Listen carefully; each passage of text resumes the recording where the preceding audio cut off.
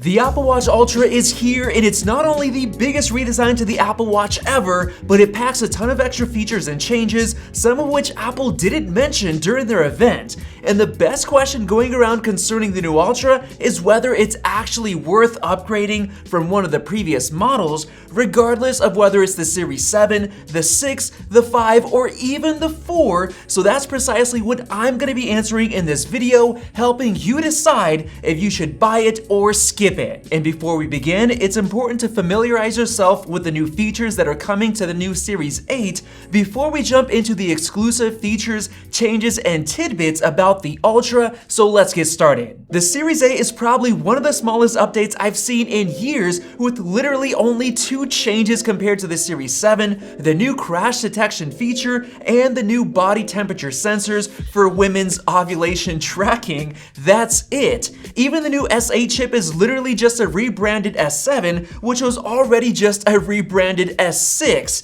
and it's still stuck with Bluetooth 5.0 compared to 5.3 on the iPhone 14. But the Apple Watch Ultra, on the other hand, does in fact get Bluetooth 5.3 and a bunch of exclusive features never before seen on any previous Apple Watch, so let's jump right into those before I explain if it's worth upgrading. The new Ultra, of course, comes with a brand new design with a strong yet lightweight titanium 49mm casing, which features a new protruding crown guard on the right side, a total of 3 microphones with beam forming for better vocal clarity and wind resistance, a new dual speaker setup that's 40% louder than the one in the Series 8 to support an absolutely killer 86 decibel siren feature, which can be heard up to 600 feet away, a brand new customizable action button on the left side, and of course, an even larger sapphire crystal display that's now finally completely flat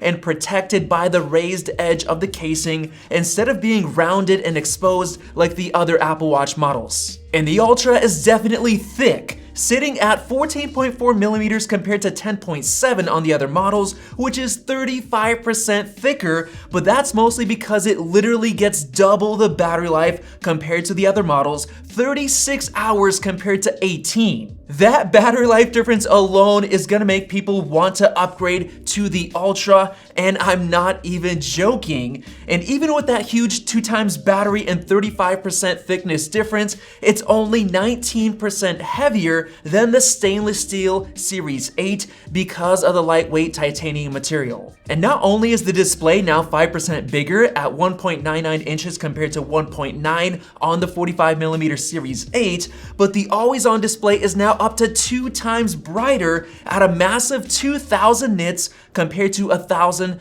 on the Series 8, which means it'll be easily visible in direct sunlight. And not only that, but it comes with a new night mode for low visibility conditions, which I've got to say is really cool. And in terms of pixel density, it features 44% more pixels than the original iPhone's display on your wrist, to make the brand new exclusive Wayfinder watch face look even bigger and better. And honestly, this watch face alone might convince some people to upgrade. And even with the larger 49mm case size, you can still reuse the same old bands that were supported on the 42 through 45mm Apple Watch models, as well as the 3 brand new Ultra bands, including the Trail Loop, the Alpine Loop, and the Ocean Band. But now, let's get into what actually makes the Ultra so special. But first, I've got to give a shout out to our sponsor, Grid Studio, who takes what would have been e-waste and turned it into art, like the original iPad mini, fully disassembled and framed. And starting now through the 11th, Grid is doing a special flash sale with amazing deals on the iPhone 4S, the Game Boy Pocket, the iPhone Classic Kit, and the Nintendo Classic Kit frames. And since it's Grid's 2-year anniversary, those ordering between now and the 11th could win limited edition prizes like the iPad 1 or MacBook Air frames, a special badge collection, or a t-shirt, so check out the link below. Now getting back to what makes the Apple Watch Ultra so special, the extreme weatherproof design, allowing it to maintain proper operation in environments ranging from -4 degrees to 131 degrees Fahrenheit, helping it achieve its 810H military standard rating, which, yes, is used by the military to make sure their gear can handle extreme environments. And on top of that, it's water resistant rated up to the EN 13319 diving standard, which is basically the highest rating for snorkeling, high-speed water sports, and scuba diving all the way down to 130 feet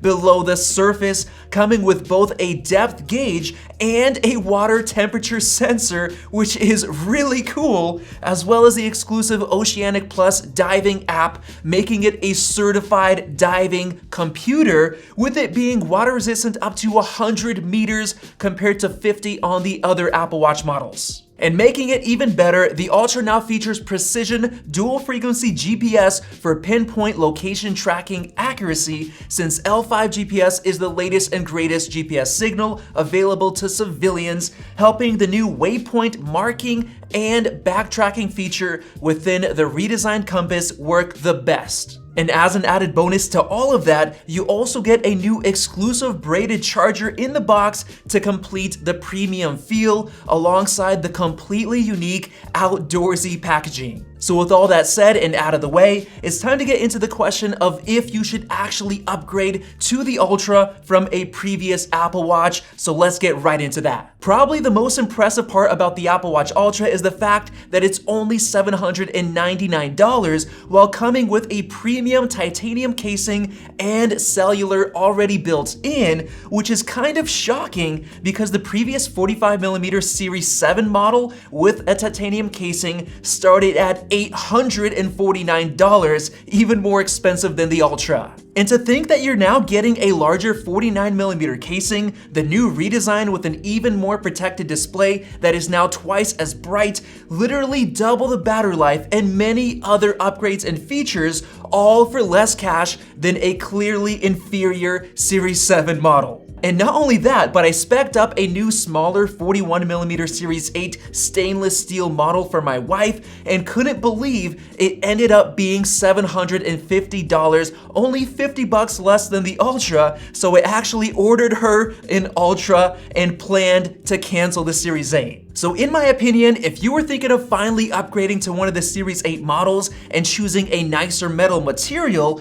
you should honestly just buy the Ultra instead if you care about value. However, there is a bit of a caveat, and that's the fact that the Ultra looks absolutely massive on smaller wrists, like I just showed off at Apple's event, and that alone could be a deal breaker for some people like my wife, who told me she didn't want a massive Apple Watch Ultra despite all of the extra features and battery life, so I guess I'm just gonna end up keeping it for myself. So if you don't mind the big 49mm casing, I would recommend upgrading hands down, especially if you're someone who really cares about battery life. That 36-hour battery alone will seal the deal, especially if you're upgrading from an older Apple Watch like the Series 4 or 5, where your battery is likely getting old already, and there are even more feature changes going up to the new Ultra. And in my honest opinion, I feel like the Ultra combined with the Wayfinder watch face looks really unique and actually looks more like a stylish, high-end watch than the pretty basic Apple Watches of the past. So if you're all about style, the Ultra is where it's at.